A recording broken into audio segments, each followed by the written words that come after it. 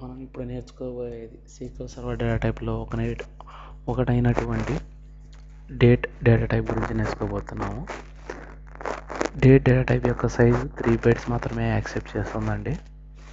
మనం అంతకుముందు ప్రీవియస్ వీడియోస్తో గమనిస్తే స్మాల్ డేట్ టైం అనేది 4 bytes, డేట్ టైం అనేది 8 bytes తీసుకున్నాయి. వాటి ప్రెసిషన్స్ అంటే స్మాల్ డేట్ టైం ప్రెసిషన్ ఏమో మినిట్స్లోను, డేట్ టైం ఏమో మిల్లీ సెకండ్స్లోను, బట్ డేట్ యొక్క ప్రెసిషన్ ఒక రోజులో ఉంటుందండి. 1 day 24 hours అన్నమాట. స్మాల్ డేట్ టైం యొక్క రేంజ్ చూస్తే మనకు జనవరి 1, 1900 నుంచి మొదలైందండి. డేట్ టైం యొక్క రేంజ్ గమనిస్తే జనవరి 1, 1753 నుంచి మొదలైందండి. కానీ మన డేటా టైపు మొదలయ్యేది జనవరి 1వ సంవత్సరం నుంచి మొదలవుతుంది అన్నమాట. మరి రేంజ్ యొక్క ఎండ్ ఎప్పుడు అంటే డేట్కేమో range end date 9999, date time కూడా సేమే. కానీ స్మాల్ డేట్ టైంకి రేంజ్ ఏంటంటే 2079 వరకు మాత్రమే. సో ఒక ఎగ్జాంపుల్గా తీసుకుంటే ఇక్కడ టైం అనే కాన్సెప్ట్ ఏమి ఉండదండి. డేట్ అనే డేటా టైప్కి hours, minutes, seconds, fraction seconds ఇట్లాంటివి ఏమీ కనిపించమాట. ఒకవేళ మీరు టైం ఇచ్చినా కూడా ఎర్రర్ అయితే రాదు, కానీ చూపించే వాల్యూ మాత్రం డేట్లోనే చూపిస్తుంది, టైం మాత్రం చూపించదు. దాని గురించి నేర్చుకోవడం కోసం ఒక టేబుల్ క్రియేట్ చేద్దాం, ఓకేనా? ఆ టేబుల్లో 2 కాలమ్స్ ఉన్నాయి, ఒకటి ఐడి కాలం, రెండోది డేట్ కాలం. సో డేట్ నేర్చుకోబోయే ముందు మనం 4 బిల్టిన్ ఫంక్షన్స్ ఉన్నాయి. చూడండి, కర్సర్ ఎప్పుడైతే నేను కర్సర్ పెట్టినా అది చూపిస్తుంది బిల్టిన్ ఫంక్షన్ అని, డేట్ టైం. కానీ అది రిటర్న్ చేసే డేటా టైప్ చూసారా, డేట్ టైం. ఇది అంతే రిటర్న్స్. ఇది డేట్ టైం 2. వీటి గురించి మనం ఫ్యూచర్లో తెలుసుకుందాం. ఇది డేట్ టైం 2నే. సో వాటి మధ్య తేడాలు మనం తర్వాత తెలుసుకుంటాం. సో ఒకవేళ మనం ఈ 4 వాల్యూస్ ఈ టేబుల్లో ఇన్సర్ట్ చేస్తే ఆ వాల్యూస్ ఇక్కడ ఇది చూపించే వాల్యూస్ ఇన్సర్ట్ చేస్తుందా, లేకపోతే కేవలం డేట్ని మాత్రమే తీసుకుంటుందా అనేది మనం ఇప్పుడు చూద్దాం.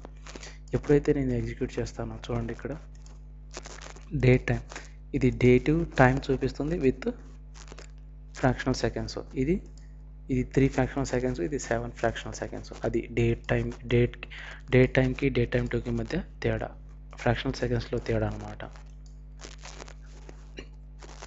ఇప్పుడు మన సిస్టమ్ డేట్ టైం ఆఫ్సెట్ అనేది చూడండి, ఇది సిస్టమ్ డేట్ టైం 2 చూపిస్తుంది. డేట్ని ఇక్కడ టైము డేట్ మొత్తాన్ని డేట్ టైంలో చూపిస్తుంది.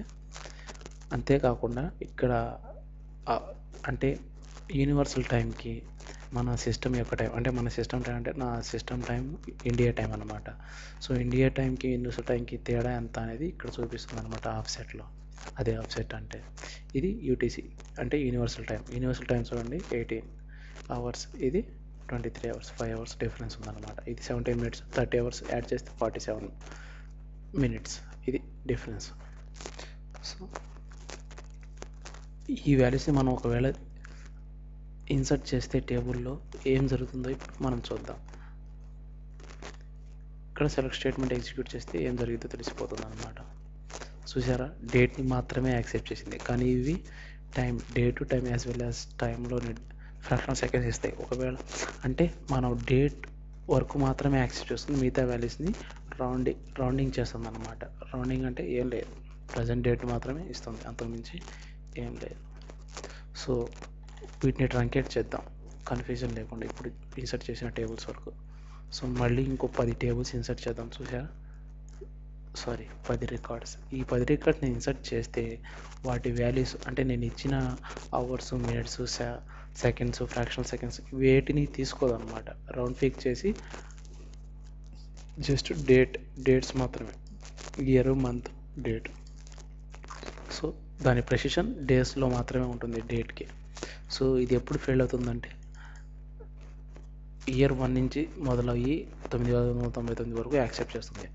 అంటే 10,000, 20,000, ఇక్కడ చూడండి 20,194 ఇచ్చాను, ఇది ఫెయిల్ అవుతుంది. ఎందుకంటే యాక్సెప్ట్ చేయదు, క్యారెక్టరిస్టిక్ ప్రాబ్లమ్స్ ఉంటాయి. ఇదండి డేటా టైప్ గురించి.